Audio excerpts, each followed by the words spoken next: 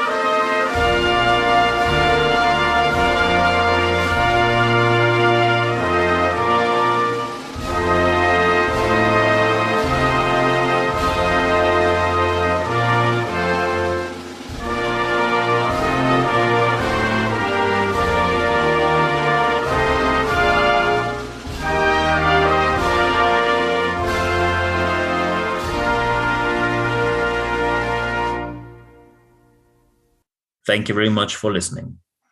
As many of you know, I'm in the UK a lot, living in London, living between Zurich and London, having many friends in the UK, and we were all shocked about the passing of the Queen, Queen Elizabeth, who dedicated more than 70 years of her life to the service for her country. We are all going to have the best memories of her, and she will inspire many of us to be the best people we can be. Thank you. I also need to make a personal announcement before this episode starts. Unfortunately, and this episode dealing with disruptive change was planned a long time ago. And this is not about the passing of the Queen. It is a coincidence that this happened. And I have to say that I want to publicly distance myself from anyone in my industry, may it be a management consultant, a trainer, speaker, coach, or however you want to call you or name yourself. Using the Queen as a marketing opportunity is wrong, is immoral, and it is unethical. We talk about business. This episode will not be about the Queen. However, due to her service to the country and as an example of the human being she was, it was important to me to make the announcement in the beginning. And thank you very much for listening. Dealing with disruptive change. It might be difficult for many of us. However, when we talk about disruptive change, we often talk about theoretical plans that companies have in mind but never put into practice. They all think about, we should do this, we should do that, or my favorite phrase, someone should do X, Y, Z. Many say they are prepared. However, most companies, most organizations are not. And even if numbers are available, you look at the numbers, the data, the facts are on the table, it's all there. And even if you have the numbers, and let's face it, when I go into organizations, roughly 1/3 have numbers available, 2/3 do not. Often when you see that the numbers are there and they are ignored, it is the leaders who are responsible and accountable for doing so. When something happens, then complete surprise. And what they do then is acting quickly, but not thinking about what might be the best option. Just do something seems to be the action of the day, and doing something might lead to the worst possible situation in which you have ever been. So don't be quick. Be thoughtful. However, the best, of course, would be if you would have probably some people of you know the BCP or BCM abbreviation, business continuity plan or business continuity management. However, when you look at these plans, if you now think, yeah, there's a folder somewhere in the cupboard which is still printed on paper, not available in a digital way or on any digital media, then you probably know how old your plan is, and most likely it's underfunded. So what to do better? That is the most important aspect here. What to do better? So first, leadership has to allow and also has to finance a full examination of the status quo. I know this is extremely expensive and it takes time, but it is definitely needed. It does not help when you simply say, what can we do quickly? Because when you find a quick solution, it will never be a solution that covers all the scenarios you need to cover. And I'm not talking about that you have to cover all the scenarios. Some scenarios are so highly unlikely that having any kind of countermeasure would be so tremendously expensive that it is not in any relation to the damage that it might cause. However, you need an external view here. You can plan anything internally. However, there are institutions to certify you, ISO standards, British standards, whatever standard you have, they're always certifying institutions in any country for exactly these cases. It is very important that you, as the internal person, work together with the external person helping you doing that. There are public institutions, or there are available private institutions who work for public standards or in the name of public standards who can help you with doing so. However, when we talk about events that might affect people, and that means that there are personal experiences that might even be, in the worst case, traumatic, there's a very important piece of advice here. It's always people before profit. And I know that often leaders say that. However, often when I see that something happens which is severe, I don't see that this is what I see in practice. If someone, especially in a traumatic moment, sees that their leaders don't act as they claim. So, for example, when you look on your website where it says values, you will probably find respect, human in the center of attention. Everything is about the human being doing everything for our team, etc., etc. Sorry. And often I don't see this happening in reality. So we now have to see, because let's be crystal clear here. When you look at leaders, their true character shows in the moment of crisis. Do they protect their department? Do they protect their people? Do they put people before profits, or do they act in something in a very different way? Because anything they said before was just marketing. As soon as you act very well, bad experiences, especially when you go together through crisis with an excellent person who delivers excellent leadership, that really brings a team together. It also adds tremendous trust. And that is what we're going to talk about right now. Great leadership creates trust. However, trust is often something which is dealt with in a very vague manner. Trust is something where people say, yeah, it develops between people, but we don't really know how. And well, we do know now because there is scientific evidence. And I'm pointing to the scientific evidence of Professor Cedal Neely, professor at the Harvard University. There are two types of trust. One is cognitive swift trust, which, of course, as a term doesn't come in very handy. Cognitive probably means that you say it is an active action that you do consciously doing. Swift also means it can be done quickly. However, this trust can also disappear quickly. And often people say, what is an example for that? Can you give an example for this? Yes, I can.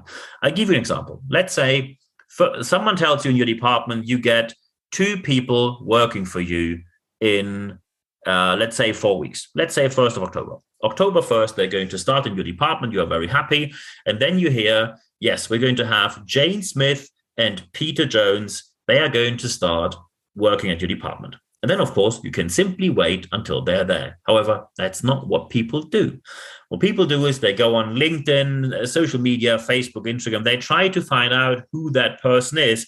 Because as soon as you see that they, for example, have something in common with you, common hobbies, common background, common university, common education, common experience, common employers, common something. So you see that at least you can assume that the person can be trusted. And especially when you see that you have common connection, mutual connections. So when you go on LinkedIn and you suddenly see 237 mutual connections, you immediately will trust this person more. Because mutual connections mean you have something in common, and it can't be that bad when you have that many mutual connections. And this cognitive swift trust is needed when teams work together. You cannot always wait until you deeply trust them. When teams would be non-productive or unproductive for months and months to come, you need to be able to give someone a quick moment of trust. However, this quick moment of trust can easily disappear. The wrong statement, the wrong behavior, and everything they built up within a couple of minutes is gone in an instant. However, this is only one type of trust, and it's not enough to have that. The other one is emotional trust. Emotional trust takes way longer time, and emotional trust is only built up over month and month and month of working together. And of course, when everything is going well, emotional trust will always be there to a certain level, but people know you can only really trust someone in the moment of crisis when you see they now still behave in a way as they promised us to do. Of course, that is not a task as a leader. You shouldn't put your people deliberately into bad situations. That is not how it works. However, something bad will happen sooner or later, some crisis, some conflict. And as soon as you go through this together, and this is called moment of truth, as soon as this emotional trust builds up, when in a moment of truth, you behave in a way that people say, that is a brilliant leader, excellent, thank you very much, then people will be very impressed by you, and the emotional trust raises and raises and rises and rises and will be at the highest for a long time to come. However, if you show the exact opposite of behavior, so for example, you don't protect the team, you don't stand up for your people, you simply say, my career is more important, and you say, well, it was the team, thank you very much, not me, and you just put your own career over other people's career, that is the moment where people stop trusting you, so trust will go down, and you don't know if it ever recovers. It might recover, but there is no guarantee that it will. There is an irreversible breach of trust where people will never again trust you as they have done before.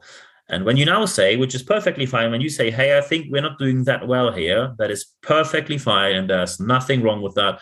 However, it is now time to catch up, especially when it comes to building trust, which you need in moment of this disruptive change. So when you say on the subject matter, business continuity planning, business continuity management, we have to catch up, that might take a couple of months, but it is possible to do it in a rather short moment of time. And people will probably trust you on a superficial level because they say, factually, we are now on the right way. If you have done something wrong in the past on an emotional level, interpersonal level, on a level where how you behave towards people, that might take not only months, but years. It is worth the investment of time and action. However, there's no guarantee that it will work. And let's face it, it is probably your fault why this happened. So of course, it is now worth starting to do that by today. And when you now say, well, is there anything more available? Yes, of course, I published on this. When you go to expert.nb-networks.com, then you will see there you can put your email address in. And when you see your email address, it means that you get every Wednesday morning one email. It's 100% content, ad-free guarantee, where you can access anything I published free of charge.